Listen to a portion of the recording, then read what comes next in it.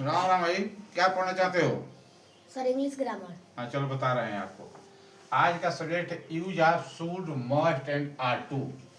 Are to का प्रयोग, are to का कौन सी प्रयोग लिख दिए हैं।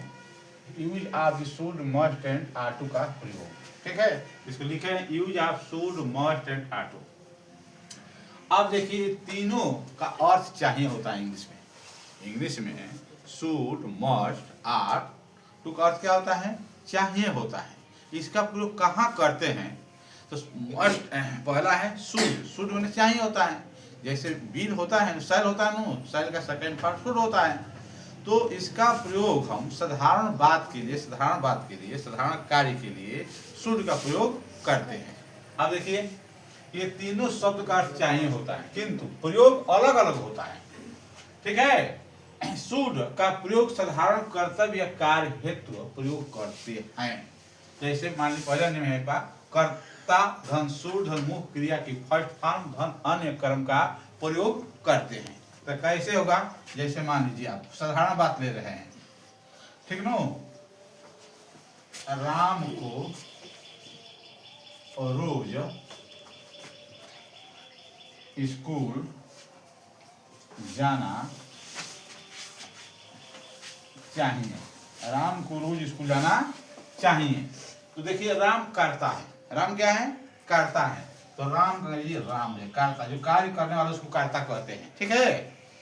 अब यहाँ चाहिए के अंग्रेजी लिखेंगे, यहाँ सीधे बैठाना है आपको। शुड हो गया, सबसे आसान तरीका मैं बता रहा हूँ। शुड हो गया।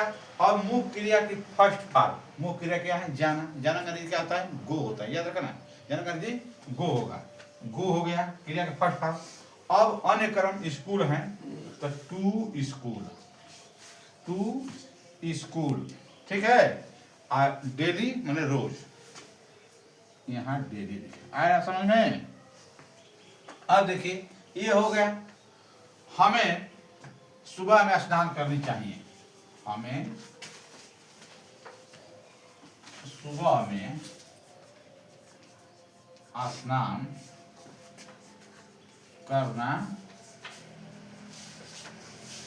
चाहिए। अब देखिए हमें सुबह में स्नान करना चाहिए, ये भी साधारण बात है। तो हमें का अंग्रेजी हो जाएगा वी, वी हो गया। यहाँ भी साधारण बात है, शुड, शुड स्नान करना खोला, ठीक। बात भी लिखते हैं, अब बात भी लिखोगे तो सही हो जाएगा। BATH बात हो गया। और सुबह का हो जाएगा in the morning, in the morning. बात समझ आ रहा है?